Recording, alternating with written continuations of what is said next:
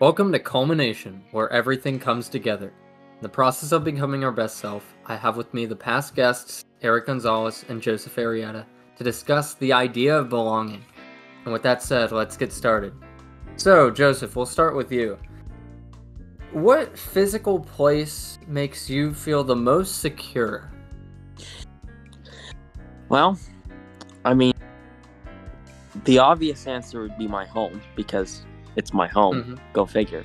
But, I mean, if you want to get more specific, it's the chair by the dining room window where I have my PC set up and got all my friends are on, Discord, and we talk throughout the whole night. So that's where I'd say I feel most physically secure. I've got my family surrounding me and I'm in the midst of all that. It's comfy. It's a comfy place. Yeah. And you, Eric? I would say that probably the place that I feel the most secure is in my bedroom. Underneath my blankets, nice and warm, snuggled up. And, yeah. Yeah, so I guess take a minute to think about why these specific places? What about them makes you feel secure? And also with that, what does that mean to you, like that word secure? What does that mean? What does that mean to feel secure? Well, for me, it always comes down to who is with me that makes me feel, I want to say loved, but maybe that's not the right word. Appreciated. We'll go with appreciated on that one, right? At home, it's my family and the people I talk to online all day. You guys included, right? And in the times where I feel least secure, it's where, either nobody's around me or everybody around me seems to lack appreciation for me, right?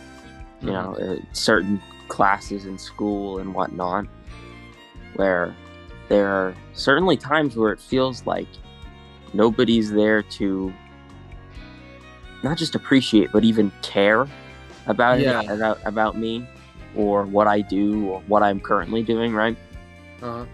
And that's why I think security, or I guess just being secure, will be always surrounded by people that care, that really do care about me, about what I do, about all that stuff. The best example would be my mom, right? She has no idea what I'm talking about when I tell her, oh yes, I'm playing this video game or whatever, right? But she listens and she seems to actually care about what I have to say about certain topics like that. Whereas if I were to go up to a random person, not just on the street, but in school, in one of my classes, right, they would tell me to go away. You're weird, Joseph. Go away. Yeah. Oh, did you have more to say on that? No, I was trying to subtly pass it off to Eric. Oh. I guess neither of us caught that. Yes, well, that's understandable. Anyways, Eric, anything to add to that? I'm going to give the basic answer of no, not really. Come on. Do you really feel most secure around your mom? I'm not saying that because your mom isn't great or whatever, but like, would that be the answer you give? I mean, yeah, I guess in a way. I guess I also feel secure like around my friends. The people who like, I trust people. It's like,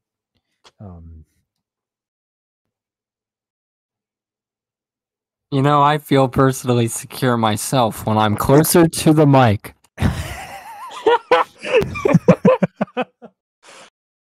Am I far away? I can't actually. Yes, okay, thank you. There you go. That's a good volume. Stay like that. Please, for the love of God. It's hard to tell because I can't tell when I'm actually because right now it's like in the orange, so I'm like afraid if I get closer it's gonna clip. No. Like, this is perfect. This is perfect. Okay, this is great. This is great. Now, take two. Oh my God, you people. Anyways, as we were saying. So what was the question now that I've just we dealt were with we were we were Casey. talking about the people and the places we feel most secure around, and I just said I feel most secure around my mom and my family in general, but and it's because they actually care about me and my silly little hobbies. Yeah, so we're just kind of asking, like, what's Okay. your equivalent? Okay. I guess I would feel Closer. Yes, please. Oh my Don't God. make me do Okay, the wait. joke again. Okay. Yeah, I'm gonna put it here. I guess Yes. I would feel There you go. closest. Or okay. Shut up. Shut up. Shut up. Shut up for like 5 seconds. Okay. Um. I guess I would feel like most comfortable around like I don't know. I guess my friends. Um. Like the people who like voluntarily care about you. Because I mean, I guess you could say that the people who choose to care about you are there's a different connection. Because like with your Yeah. parents, it's one thing, and it's not that Unconditional. it's not to say that it's not special or important, but I think that when you're with your friends, it's a different vibe, and I think you can in a sense be more of yourself around your friends, and that's not like there's a level of comfort Mm. that you have when you're with people who with similar interests, because I mean I don't think necessarily a lot of people have similar interests as their parents, at least like in a sense that they can actively do a lot of things with their parents, whereas I think when you're with your friends, you feel a lot more like comfortable because you're doing things with them, and you have, I guess, a deeper connection with them in that way, in that sense. Not necessarily. Well, it's more you have more common interests with your friends than you do your parents. So like you could go, hang out at the park and talk for like hours with your friends, whereas sure you can do that every once in a while with your parents, but there's more common ground, I think. Yeah. Yeah, and one thing that I'd add with the whole parent dynamic is there's like when you're talking to your parents, because they're not exactly meant to be your friends, like you can have a friendly dynamic with them, but they're still your authority figures. They still take care of you. They still like lay down the law. So when you're talking about security, it's like it makes sense why you would feel more secure or more free to like say something to your friends rather than your parents, because frankly you're afraid of judgment from your parents. You're afraid that something you say might be too taboo, like if you're talking about like a risque topic or even something A like sensitive social issue. yes, Put it that way. yes, yeah. um I'm sorry, there's like something in my throat. I'm like uh yeah, you know what I mean, Joseph. I'm passing the baton to you. Give me a second. Yes. Well, I would say that it's a lot easier. I'm a rules man. You guys know me. I like order. I don't like chaos. But and I mean, even you said it, Casey, like parents are there to lay down the law, right? But as opposed to Eric, where he finds more comfort in his security, whatnot, in his friends, the reason why I find more in my family and especially my parents is because they are the ones who lay down the law, right? They give order Yeah, to an otherwise pretty chaotic world. yeah, yeah. And it's it's a lot easier for me to say that, oh yes, I like my parents because a lot of people my age don't have great or even good or anything relationships with their parents, right? Yeah, yeah, it's true. Because they They like the chaos. They like, or not chaos, but they like the disorder of hanging out with their friends and whatever. I'm not saying that's wrong. No, that's a good word though, because it's like, again, we made the distinction that there's an unconditional love versus voluntary, but with voluntary, it's like, it's almost volatile. Like exactly. It can change at any time. Exactly. And I've had people who, I think we've all had people who just sort of, it's not even flaking. It's just got rid of us at a certain point where you were no longer useful to them and whatnot, right? So yeah, exactly. It's an easily relatable thing, but some people like that. Perhaps not the volatility, but certainly the more openness in that. Yes, because it's like when you have a true mutual friend, it's like there's something there. There's something to be said, because like unconditional love literally means that they'll love you no matter what. Whether you get like I don't know, like an inappropriate tattoo on your forehead, they'll still love you. Like, but friends it's like this mutual trust that was something you earned, was something you built. Like there's almost a sense of achievement with it. Yeah, it's still not exactly like I don't know. I could reveal to you guys tomorrow that I'm a Russian spy all along, and my name's secretly Nikolai. You guys would just be juked out of your minds. Yeah, it wouldn't surprise me. I would not be surprised, comrade, because I have surprise for you too. Anyways, that's great and all, but also, I mean, we've had talks about this before. There are people in my life who I almost feel like you can build to that unconditional love where friends become like an integral part of you almost. And it's no surprise then that I find that, well, since I know they're always going to be there, much like my parents, I also know that it gives me the same sort of security, right? And as I've told you, there are people in my life who've sort of shifted into that role where they're so steady with me, and, unless something incredibly bad happens, we'll be there for thick, thin, whatever. But it's no surprise then that I find that a similar, if not the same level of security with them as I do my parents, because it's the same sort of unconditional, whatever you want to call it, not love, basically. Yeah. Well, no, I think part of that. Closer, please. No, I think part of that could be not necessarily down to like I think part of the lack of volatility comes down to that it's a maturity thing rather than a time thing, because I think that when you're younger, friendships are more unstable. That's very true, yes. But as the older you get, you kind of, whereas I think when you're younger, you have friends more out of necessity rather than friends out of want.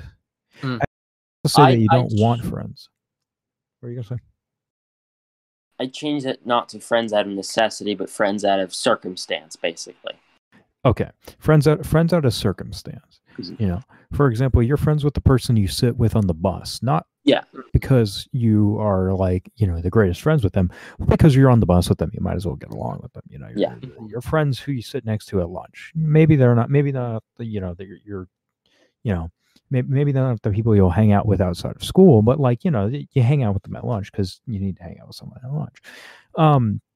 And that's not a bad thing per se. It's just a different friendship dynamic. But as you get older, you have the ability to, or not necessarily the ability, but you're put in a situation where you can be more selective with, the people who you choose to interact with, the choose people to hang out, the people you choose to hang out with.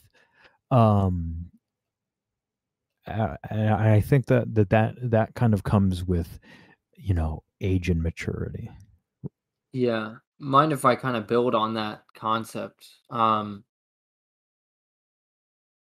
Also, not that's a really great point with the circumstances, and to kind of go further with that, um, the problems that arise are also kind of dependent on the maturity level. Like when you're 5 years old, your friendship is made or broken based on like I don't know who took the cookie from the cookie jar. Like like if your friend, or another example is like if your friend stole your action figure or something, like you're gonna beat them up. I literally fought with my friend for or we were fighting over a Snorlax Pokemon card.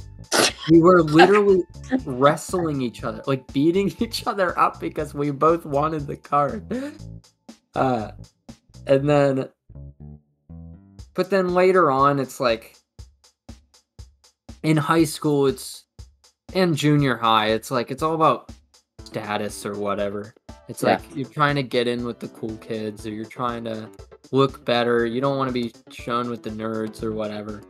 This is all like stereotypical high school movie drama stuff, but like, I don't know, there's some basis in reality as well. But just as people mature and this kind of goes along with like developmental psychology, where just in general the needs of people increases, like where it starts as more of like physiological needs, it eventually becomes like the idea of identity or independence, or like, and then like what is meaning? Just it gets bigger and bigger as you grow and develop and the world opens up to you. It's like, well, what does it mean to be human? What does it mean? Like, again, like back to what Eric's saying, it's like back then, it's like life is as simple as I'm friends with the guy I sit on the bus with because I need somebody to play Mario Kart with. Um, but then it gets to a point where it's like, who am I and who am I surrounding myself with? Like, are they good role models for me, or it just expands. So that's what I had to say on that. Now that I'm thinking about it, Eric, I agree with you. I thought I would, because certainly there have been times where certain decisions that have been made by very close friends of mine, and you know the ones I'm talking about, are not exactly agreeable to me. Whereas perhaps I wouldn't have dealt with these situations with the greatest tact in the world before certainly maturing mentally and emotionally and whatnot. But now I'm far more easily able to not cope with, but certainly deal with these complex, like shifting, relationship stuff almost. Mm-hmm. Sense of friendship and whatnot, and other stuff like that. Oh, I see what you're saying. So really, sorry about that. With all these ideas, how would you kind of define belonging? Like, yeah, how would you define that? Eric, since I went first, I'm going to let you go first.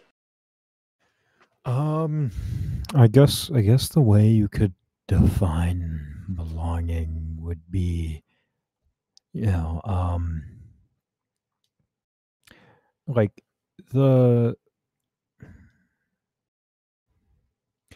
I guess a way that you could, one could say that you find your belonging is, through, people who you share similar interests with.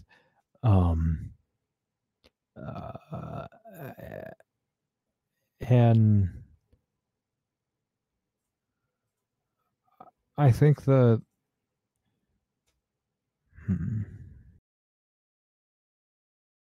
I guess people who you share similar interests with, and people who you feel comfortable around, like people who won't necessarily judge you for, that your taste in music, or your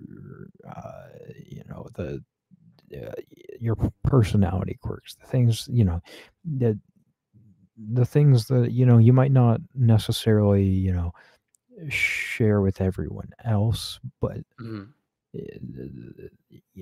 the people who, yeah, So it's like trust.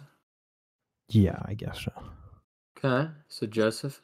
I break it down to something even simpler in that belonging is when you get warm, fuzzy feelings when you see the thing you belong to, right?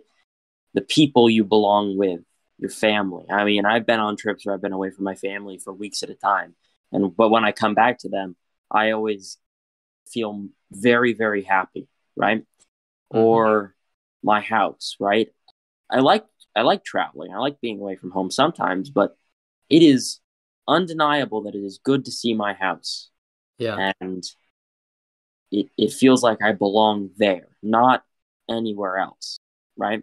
Yeah. And even with things, right? Mhm. I was and still am a very avid collector of Legos, right? I like putting them together. I like building them, right? Yeah. And I feel as though that's where my time belongs, if you get what I mean, right? Like when I spend time with that sort of stuff, it makes me feel good, warm, and fuzzy on the inside. Mm. But with that being said, I mean, I don't think you can necessarily belong to uh, a Lego set, if you get what I mean. Yeah. You Yeah. can certainly belong No, in a within literal the sense. yeah. Well, I'd even argue in the metaphorical sense too. It's like you can. I feel like I belong to the Lego Star Wars collecting community because I just have so much of it, and I relate to all of the stuff they say, and I like talking with people who share my interests and whatever. But Yeah. at the same time, I also don't feel like my entire life's worth is dedicated on how many Legos I can collect, which is Uh-huh. probably good if I'm being honest, because self-destructive spending habits are not how I want to manage my time in the coming future. Mhm. Obviously, not a lot, but yeah, a lot younger than you guys, so I don't think I have my entire whole worldview of belonging figured out. But at the same time, I know where I belong, right? You don't Yeah. really have to. You don't really have to. You don't really have to have your entire worldview figured out to know when you feel good around people or a place or a thing or a community or whatever, or even just a town or whatever. Because I think that's a trait that's universal to 99% of the population is they know when they belong and they know when they don't. But what if you struggle to find where you belong? Because sometimes it Oh, sounds simple, but yeah. not I always. I I mean, I've struggled with that. I moved from northeastern Pennsylvania to here, Cincinnati, about 9 years ago at this point. 7, 8 years ago at this point. And oh boy, it was really hard to find people who I belong with. The culture is just so different. All of the all the little things sort of mark you as an outsider. Mhm. Um, I'm gonna use a weird even just in like simple linguistics, right? I say traffic circle. I don't say roundabout. Granted, that's not a big thing that comes up in conversation a lot, but it still feels like I'm weird, or not. Perhaps not now, but certainly then. The little almost unconscious ticks in my brain told me that I didn't really fit in, which is not Yeah. necessary. Which is not good. Which is not good. But at the same time, I cannot deny that I have found my place eventually. And I know this isn't a show. All the way back in the episode we did together, you specifically said, this isn't really a show about advice. So I'm not going to try to give advice. I will just say what happened to me Yeah, yeah. and, what eventually caused me to find my profound sense of belonging. I think I am of the belief that I probably had an easier time than most when it came to, I mean, large, moves like that where it's a very big culture shock, right? Yeah. But certainly, I mean, even I felt it. Even in third grade, I felt it that there was basically nobody who shared my sort of um oh how would I describe it? Just the interesting quirks, I'll say, of my personality. You Mm-hmm. know, I found people who roughly mirrored or had similar interests to me, but especially in the third grade, that doesn't really account for anything because you're very right that things are volatile. Yeah. And right now, my best friend, sorry guys, is goes to a different school than me, and I don't see her on a very regular basis. But Mm-hmm. I still have managed to keep contact, and we both consider each other's best friends, basically. Yeah. And that's great, but for a third grader who doesn't have a cell phone and who can't go more than a quarter of a mile away from his house, it's not great for social development like that. So, my friend in third grade moves away. I move schools in third grade. My friend in third grade moves away, right? Yeah. Fourth grade comes around, totally new people, right? All new set of circumstances. And yet, at the same time, I still haven't really found, or at least I don't feel like I had found a place where I really belonged. Fifth grade, sixth grade rolls around. There's a more solid set of people, but then eighth grade comes around, it's all shaken up again. That sort of shaking up, where even if I found a group of people that I think I belong with right now, that sort of constant breaking up, just wasn't good. And I think that certainly getting older, getting more access to communication, getting more access to transportation has helped in that regard, in that I'm not tethered down to my parents' work schedules or, what they want me to do versus what they don't want me to do. Because I can just say, no, I'll just take my bike, Mm-hmm. and that helps. So, oh, for me, the outcome was just wait, because if I can give one, or not give one piece of advice, but simply state what I think, is Yeah. that waiting was the best thing that could have happened. Forcing a friendship is awful. I've tried to Mm-hmm. do it before. It's not good. It's not good. It's really not, because neither of you are very happy, right? Mm-hmm. So why would you put yourself through that just so that you can almost Well, have it's like a a fake false sense sense of of belonging? belonging. It's Yeah, like exactly. A you're very alone. false sense of belonging. Yeah, you're alone. I'm alone. Let's be alone together, but also hate each other. Yep. Um, That's the easiest way to poison, in my opinion, it's the easiest way to poison someone, is mentally at least, is just force belonging. yeah. So I guess to kind of conclude your story, do you think you found um belonging? Like, do you think you found it at the moment? Certainly in this moment, yes. As And what does that look like? as Or everything is, it is always fluid, always in motion, right? okay. But for me right now, it's talking with you guys nearly every night at this point. It's, Mm-hmm. you know, just being around my parents, inheriting their wisdom, because I've only got a limited time with them left before I'm on my own. So why not learn as much as I possibly can from them? These are people who It's a good are mindset. very successful and I could learn a lot from. Yeah. So I feel it is almost my duty as to myself to prepare myself for the real world, quote unquote, right? Yeah. To really to um, learn everything I can. And I'd say that right now, I don't, there's nobody that it's not like I'm constantly at somebody's house saying, "Oh yes, this is like a second family to me." No, it's a moderately sized group of people who I would consider very good friends and who I would say are good influences on me and my future.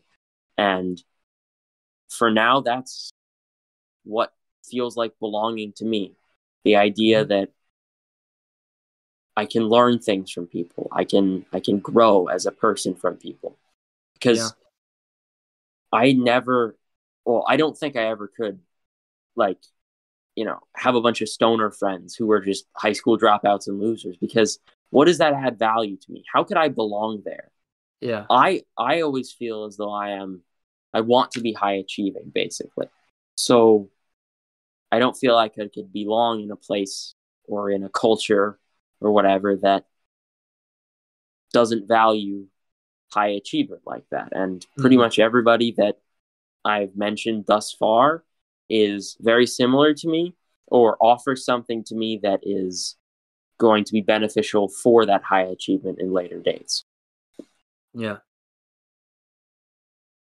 So yeah, Eric, what about you, man? Like, what about, I don't know, just kind of your story of starting with the struggle of a time where you didn't feel like you belonged, and then kind of the ending of where you are now.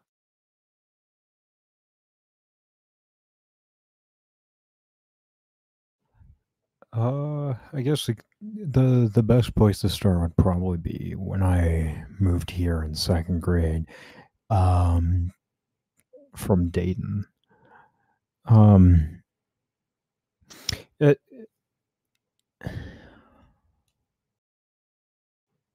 okay, let me start that over again, because I was gonna say very political things that were not intentionally political, but it was going to get very political.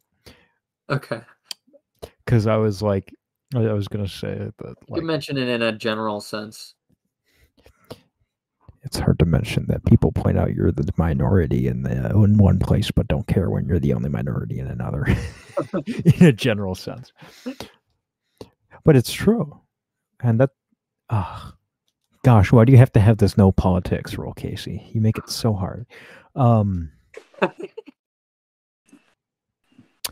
So I guess the best place to start would probably be when I moved to Sycamore in the second grade. And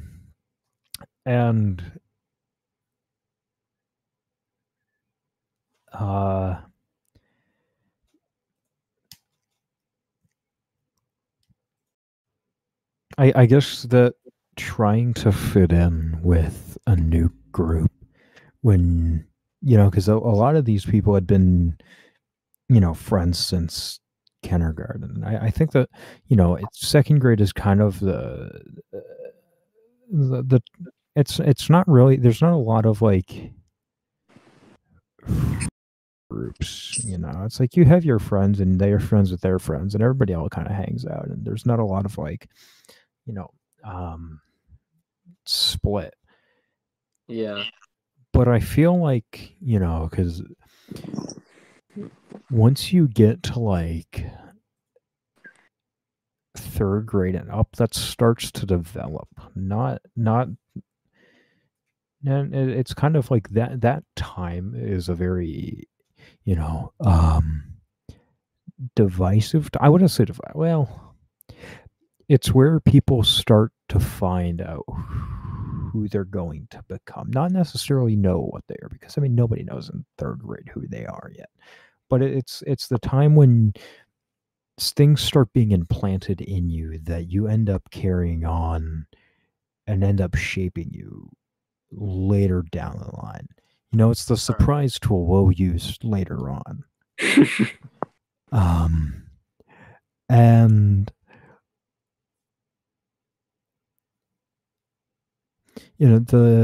I know a lot of people who are friends with people now that they've been with, friends with since second grade.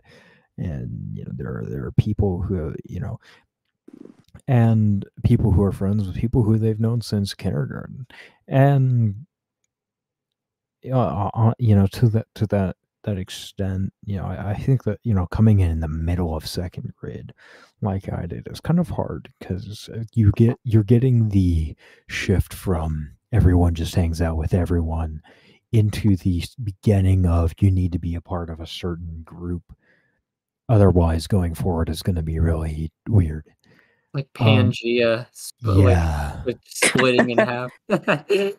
It's only a river right now, but eventually it's going to be a whole ocean. Yeah, It's gonna be a chasm. It's gonna be a chasm. It's going to be a chasm.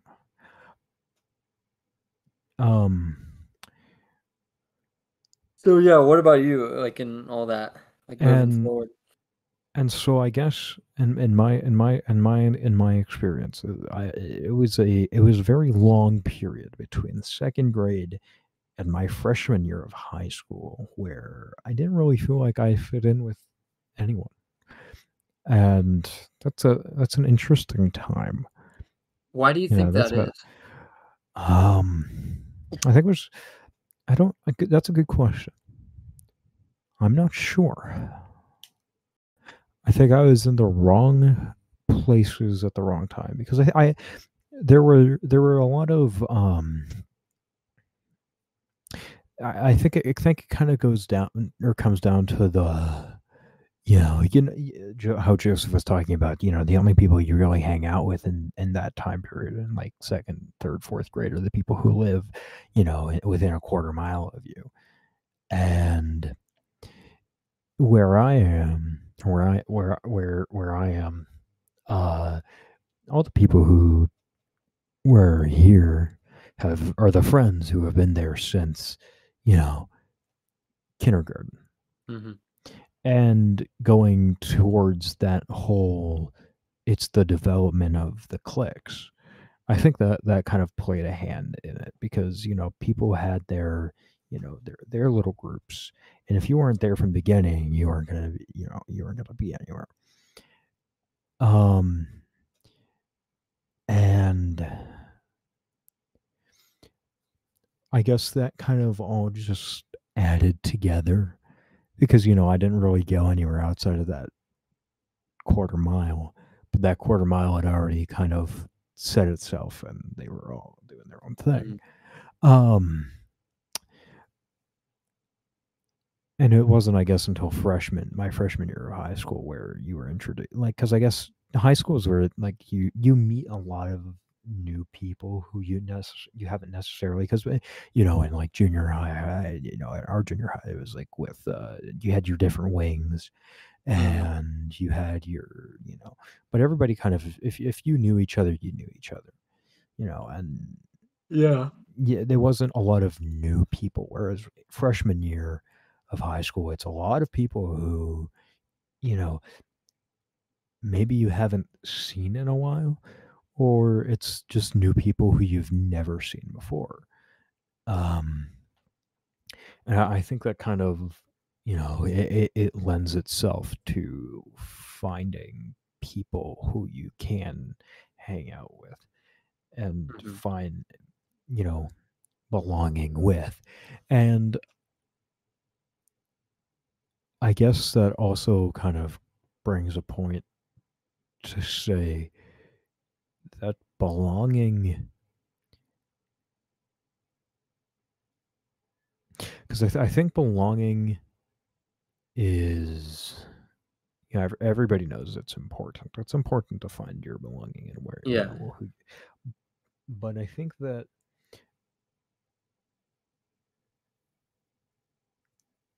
belonging, especially in that time period, like your freshman to sophomore year, is very situational because I think everybody's just kind of figuring themselves out. Who am I? What am I? What do I want to do with myself? So your friends are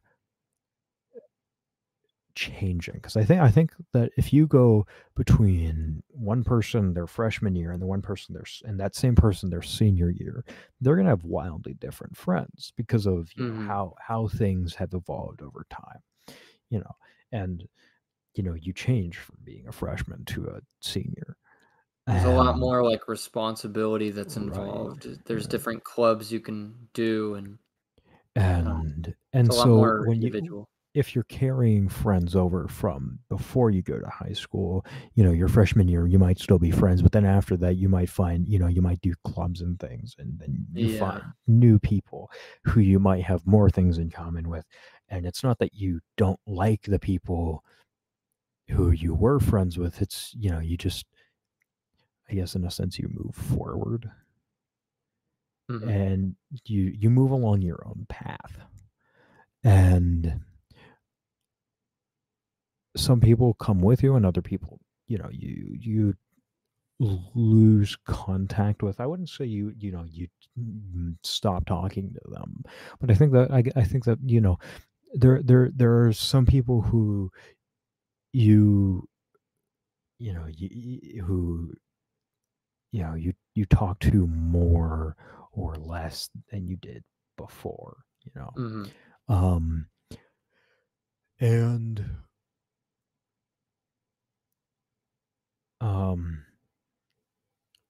so I think that when you're going through that development and you're finding who you are, then once you kind of figure out who you are, your friends, the people who interact with, are very much more along the, this is who I am as a person, Mhm. and they share similar interests and similar wants, Mhm. um and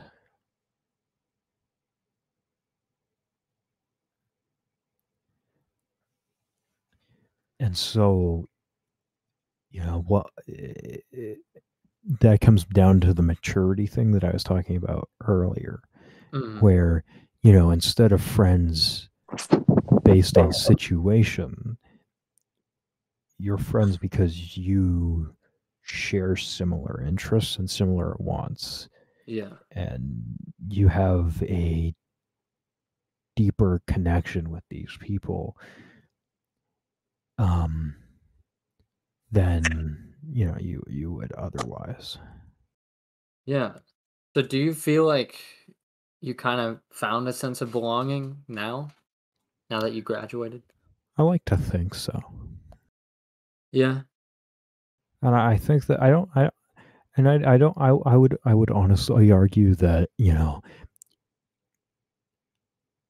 don't necessarily realize that you have found your sense of belonging Mhm. until later. And it's like it's not until you look back that you realize you found it. Yeah, yeah. So how should we do this? Should I go through my story or something? Yes. All Yes. right. Um, so as you guys know, I'm a weird guy. I'm very uh to put it bluntly, I've never really in the past never really felt like I belonged anywhere. Um, it's the weirdest thing because I've never been depressed or had like I've never had depression. I've also always had friends at points, like in my elementary days, like I had a group of friends. Then middle school, I had like a few, not really a group, but like a few friends. And then high school was just all like changing and everything. I don't know, with high school, I primarily had like one main group, but then like just a bunch more people that I met. Um, but even with that, it was a lot more complicated because I, for the longest time, felt this deep feeling of loneliness. Of just like, even though I've had friends, even though I connect with people, like I share similar interests or I do similar things, or even people connect with me on a similar, like, moral philosophy like level. There was always just this weird disconnect where it never really felt right. This obviously has a lot of factors to it. Like, for one, I've had a lot of flaky friends in my time, so there's a bit of like,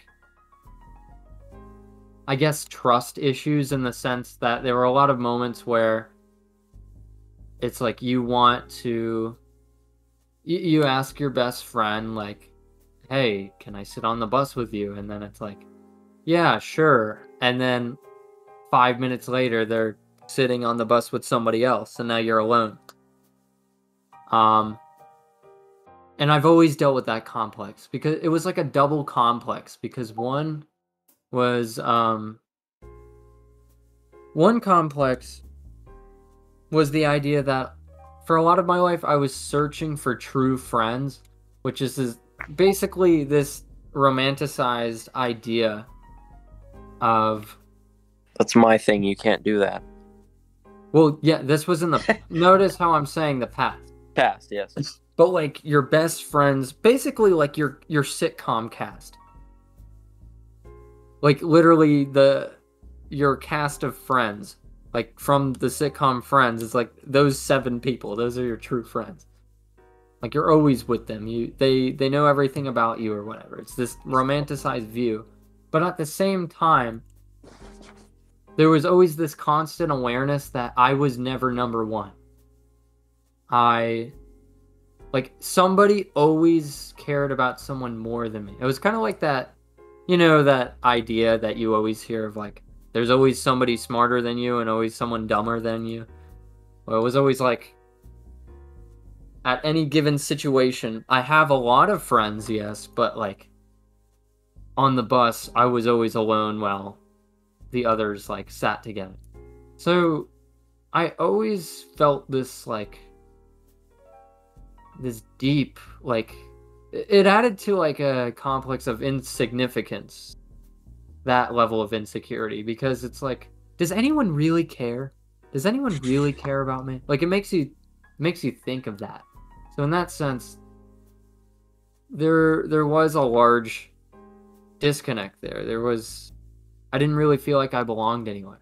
And then adding to that, it's like, I don't know. I'm an old soul.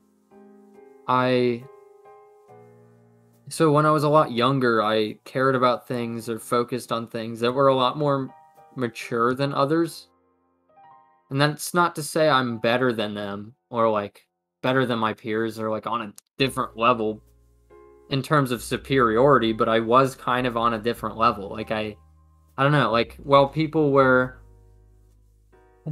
only concerned about status or whatever, it was like I was caring about like making deep connections with people. It's obviously gotten a lot better as people mature more and people start to see what I see, just from age. But ultimately, there was a long time of feeling alone, and it's probably kind of messed me up in the sense of,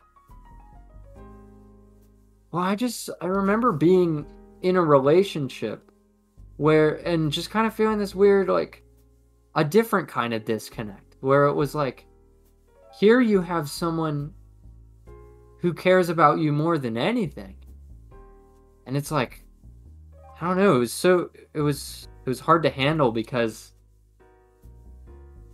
I was so used to being insignificant that it's like, it almost felt wrong to have this. It's like, what? So I kind of dug a hole for myself. I don't know if I'm rambling or if any of this makes sense, but it's been tough. But ultimately, my journey throughout high school was kind of learning who I was. And a big shift for me was I stopped, even though I continue to have a lot of friends today, my focus shifted around sophomore to junior year of like, I'm not focusing on people anymore. I'm focusing on what I want to do. And that's when I found more of a love of psychology and more of a love of, like, I don't know, just doing different things. Like, I worked on a short film and started creating projects, and eventually, you know, that just evolved. It's like this year I, you know, made a baseball team and made this podcast. Like, now I value, like, a growth mindset of bettering myself and understanding who I am and all that. So, in that sense, I found a deep passion intrinsically once I stopped focusing on people, because people are volatile, like we talked about. You can't control how they feel about you. And also, some people really care about you. Like, my insecurities were wrong in the sense that, like, people do care about me, but at varying degrees, just like how I care about different people at varying degrees. But it's okay, because as long as I'm with myself, it's okay. And I wasn't always with myself. I was always very hard on myself. But as I'm now graduating high school, and this is kind of the end of a chapter, I feel like I've found a big sense of belonging and just, like, not only my projects and stuff, like proving to myself that I can do things. Well, I feel like I've proven that a while back ago, but I don't know. I just value what I've done. I value my time that I have. And I value the connections I have with people. Like, even though I don't focus on them like I used to, it's nice to know that I've made some, like, genuinely great connections. And I don't know. When it comes to belonging, I didn't think I'd ever belong anywhere, but I guess I'm in the camp of thinking that you create, at least for me, I build my own home. There's not a home waiting for me or a home that you have to find, but I just build it. I construct what that looks like. I create my own belonging and what it means to me. So I guess that's my story.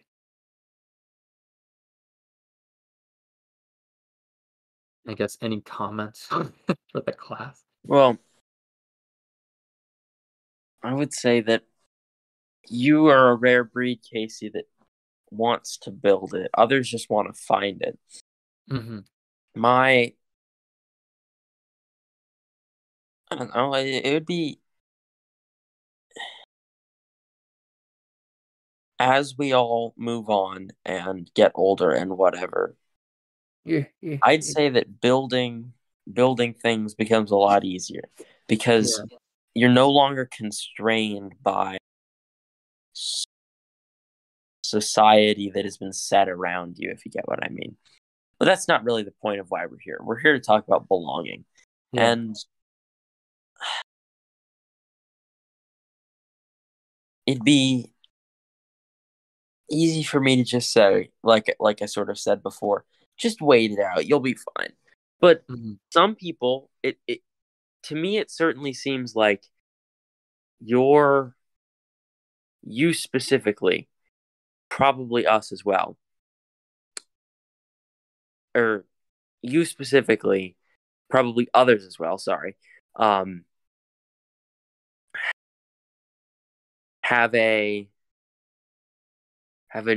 have almost like a need to create that rather than just wait and look for it, which again is not me criticizing you or whatever, but it's just how it is. It's just how it is. Exactly. That is exactly how it is. And it is well, wait, you see, I was an idealist. I was a dreamer. I dreamed of the most, like literally, true friends, like perfection. Yeah. I had this vision and it never came true. Mm-hmm. Because what that does is the friends that you do have, you expect them to live up to these idealists expectations. And when You they put do you. anything to stray away from that path or show any flaws, Hmm. even if they're genuine flaws that piss you off just because they're flaws that are annoying, it just breaks you apart because your idealism is false. I became more of a realist basically because idealism, it doesn't work. Now, Well, not I most of the don't have time. enough expertise to say that it doesn't work for everybody, but Hmm. for me, it didn't. It doesn't. It doesn't work because people It just are the didn't. It just it didn't. just is. People are the way they are. Yep. Sometimes you can like influence them or I don't know, you can change people, but like not voluntarily. You can't like set out to change somebody. They just change on their own will. And also I changed I changed definitions too, which also helped save me a bit. Like I don't care about true friends anymore. I don't really care about best friends anymore. I care about important friends, people who have Hmm. taught me lessons, people Yep. that mean a lot to me. And then, so you have this big category, and important friends is kind of an inflated category as it includes like your close friends, your good friends, and then your acquaintances. Some acquaintances are more shallow than others, but like the more like relevant acquaintances, that is. But within those are like your priority friends who are important and you like choose to interact with them more or whatnot. Um, but ultimately changing those definitions, it just helped because now I'm not waiting for anybody anymore. Now I can feel satisfied with my own imperfections and others' imperfections, with acknowledgement that we can all grow. And just find a sense of belonging in the fact that we are growing and that we understand each other and everything. And really, it's also this idealism that, like, it's a big problem in relationships too, because like everybody's out for in search for the one or whatever, and discounting any person who doesn't fit that perfect box, you know? You look too high, and all you're gonna see is just empty sky, basically. Mm-hmm. No belonging, no comfort, no nothing, no security or whatever. Simply just emptiness. For me, The void. the more you look for belonging, the farther away you get from it. Hmm. So now that's different from your stories. I mean, for me, I just create it. But for you guys, it's just like it's a time thing. But you're not Yeah, looking for it. It just yeah. happens if it happens. It's natural. It's Yeah, natural. And exactly. I think part of it can be that, you know, if you can, it's not to say that making your belonging is bad per se, but I think that it depends on the person, because I think if you can make that work, then more power to you. But at the same time, I think that it takes a very specific person to make their Mm. own belonging. Whereas for a lot of people, you know, if you make your own belonging, you start to kind of you sacrifice real belonging to just feel like you belong. And Mm. I would say that it's um it's a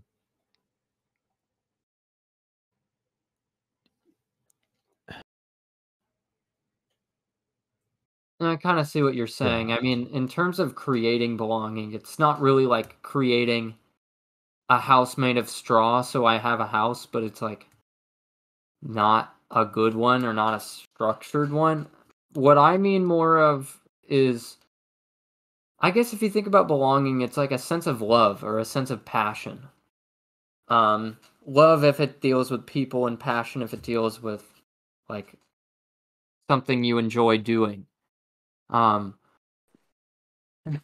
and I guess my belonging that I create, I guess in a sense, my belonging with others is natural because I can't create. I mean, I can engage in friendship, I can enter friendships, but I can't really create. I don't know, like, can you create one? Because it's all dependent on people. Uh, but my belonging in terms of creation is more of like focusing on myself, my own like self-help type stuff, or self-improvement is a better word, or like bettering my skills at podcasting or talking or being more articulate or more concise, which I'm pretty bad at, or just like working on all sorts of things. That's kind of what I meant. Yeah. But there's merit to that point, Eric. Can you construct belonging? Because I think, Casey, yours is more a molding belonging. You've taken already existing feelings in you and shaped them so that you're no longer this romantic, like, I'm going to have all these friends and they're going to fit these molds. Rather, you've then shaped that into, I'm going to have friends and I'm going to have a good not set in stone, but just very solid group of people, amalgamation of people who I'm going to interact with. And I'm going to be able to learn from them rather than they are going to conform to my every will and, my thoughts of friendship. Well, it's not constructing like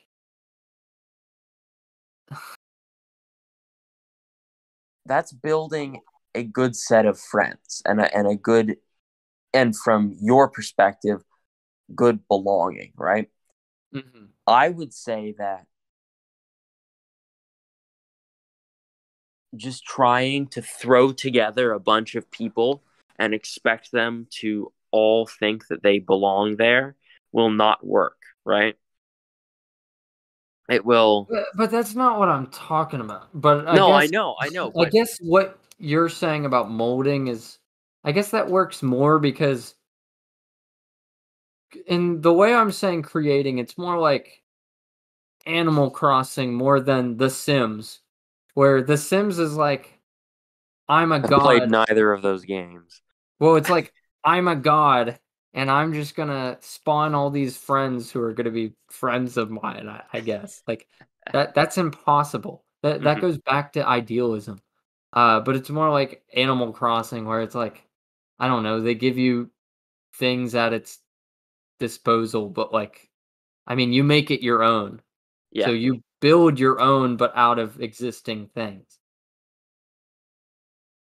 But I mean, isn't that just like building anything? It's like you chop down a tree which exists and then use its wood that it had and essentially repurposed it in the form of creation.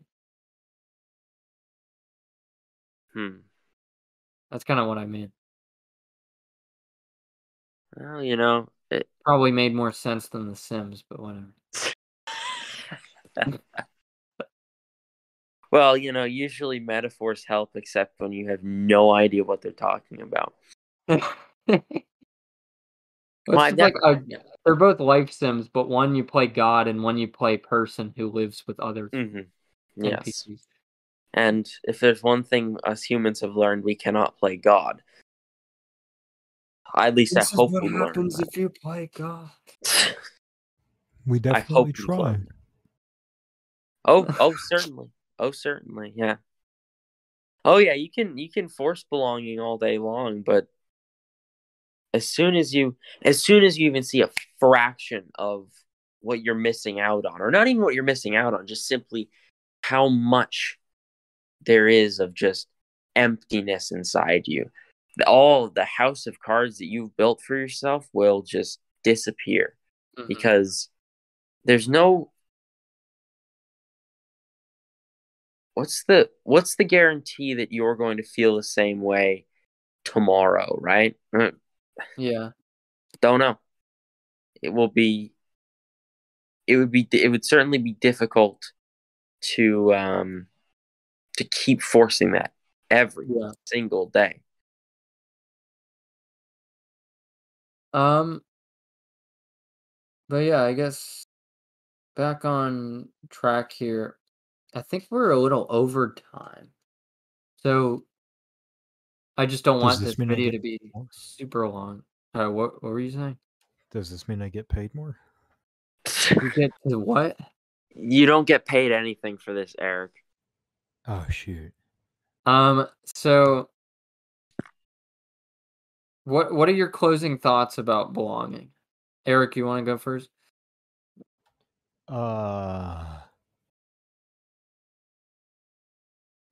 Hey Joseph, you want to go first? I'd be happy to, Eric. Sure. I would say the end thing is you know what is best for you. You may try to deny it, you may try to run from it, whatever. Only you know what feels right for you. If belonging is belonging to a place, great, that's you. If belonging is belonging like me with my family, with a very, very, very small set of friends, great, that's you.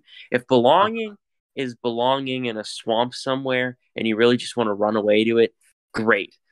But you And live know with a what, donkey and some fairy tale creatures. sure. Live But with you- only the bare necessities. Wrong book or wrong movie. You will know, right? It may take time, like for me, like for Eric, and somewhat like for you, Casey. It will take time. I can only say that for me it took time. For you guys, it seems like it takes time. So Yeah. if you extrapolate the entire population out of 3 teenage boys, you get that belonging will take time to shape itself and shape it around you. That would be my closing thoughts on that one. Eric, you have anything to add? You're very insightful. So. Oh well, I mean, I guess I can be insightful, but no. I think that really, I guess the one thing that is important to note is that it's not something that you can rush. Like, be willing to, be willing to wait to find true belonging rather than forcing yourself to find belonging and ultimately hurting yourself in the process. Yeah, and I guess overall, what belonging is just this idea of passion or security. Sometimes it's love. Like, and love is a very large word with many implications, but like, doesn't have to necessarily mean romantic love, but just like a love of what you do or a love of how you interact with somebody, or maybe you love somebody in form of deep appreciation. Like, again, it's not fully romantic, but a sense of belonging is just like, I mean, it's where you belong. It's where you want to spend your time in. It's where you want to spend your life in, because it charges you, like, versus depleting your battery. It makes you feel safe. It makes you feel like you're allowed to speak your mind or be free to, I don't know, experiment with who you are without getting punished. And overall, it's, I don't know, takes time. But yeah, I guess kind of like Ferris Bueller's Day Off. It's like you gotta keep an eye on it before it moves too fast, Oh, you know it. Because sometimes you really do have something. And with that said, thanks so much, guys, for joining me. It was my pleasure, Casey. Thank you for inviting me on. And Eric, I assume you share the same feeling. Of course, it's always a pleasure to talk to you, Casey. I appreciate you guys coming on here. It is currently 12:34 a.m. Stop, don't break my immersion. the latest ever recorded. And with that said, this has been the Belonging episode, and thanks for watching, everybody, or listening, and I'll see you guys next time. Thanks. Bye.